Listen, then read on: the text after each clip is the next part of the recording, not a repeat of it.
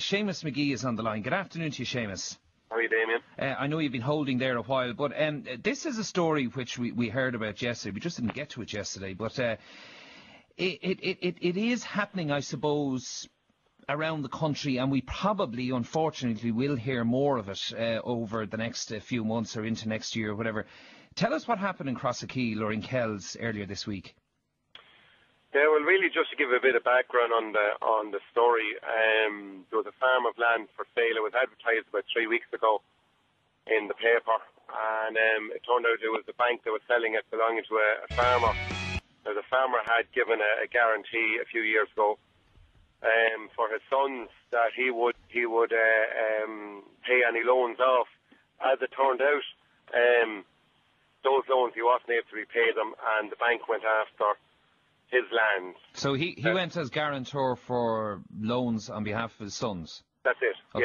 Yeah. And obviously things went wrong there, so the bank came after him, and what happened? They put his land up for sale, is that right?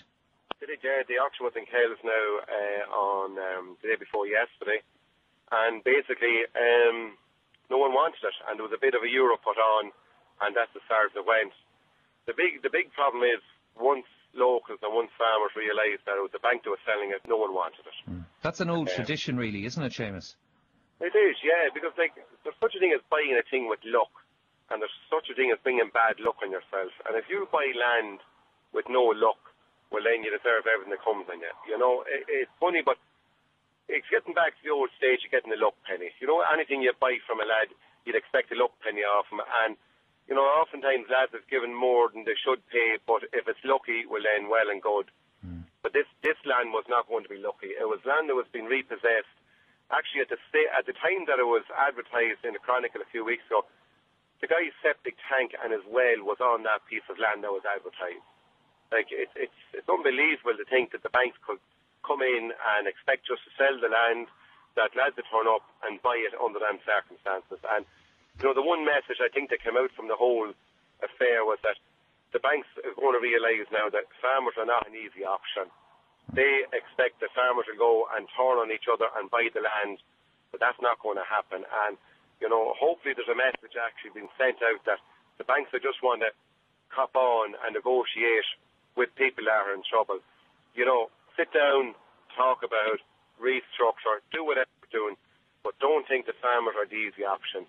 Putting land up for sale like that, advertising it, and expecting someone to come in and buy it, they were so naive, it was unbelievable.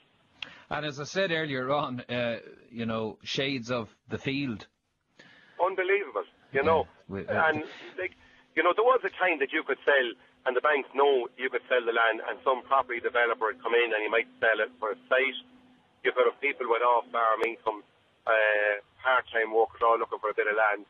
Those people have now disappeared. Yeah, but you know, the argument could be made as well that, you know, there were a lot of farmers around the country did very, very well during the boom, selling land at astronomical prices.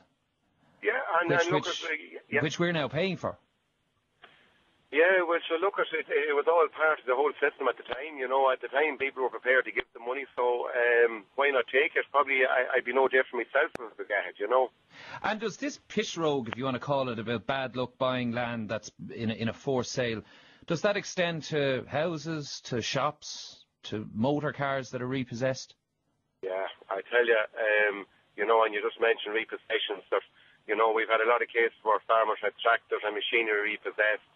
You know, no, it's not just a place I think most people with a conscience would go to buy machinery or cars or whatever from repossessed.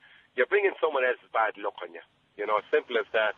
Okay, you might get it cheaper at a repossessions auction, but you look at you're really making hay on someone else's misfortune. All right, so you're saying that if there are banks now looking to take on a farmer's land that may owe money, and a lot of farmers got stung big time as well during the boom and invested money abroad and are now looking to repay massive loans also, there's no doubt about that.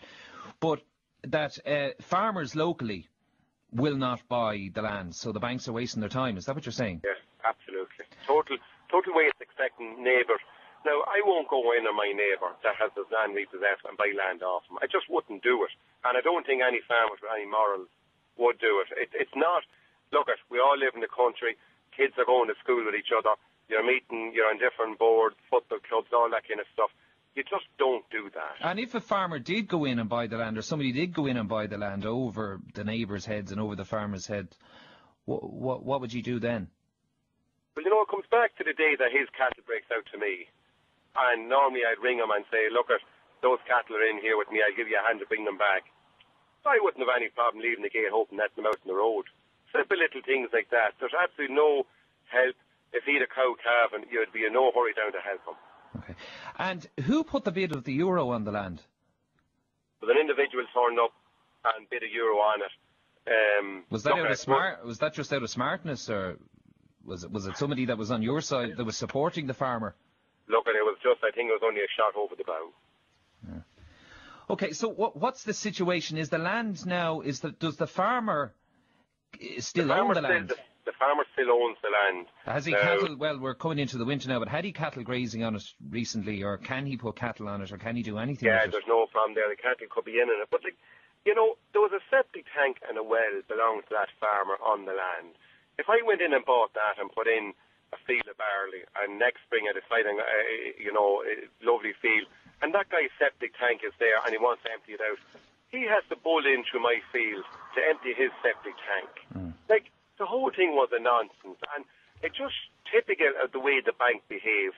You know, if they just cop on and stand back a bit and say, look, let's talk about this a bit more, instead of the bull ahead, and it's the real long arm of the law is what the banks are using against farmers now, and probably against other people as well. But, you know, there's only so far you can squeeze a fella, you know.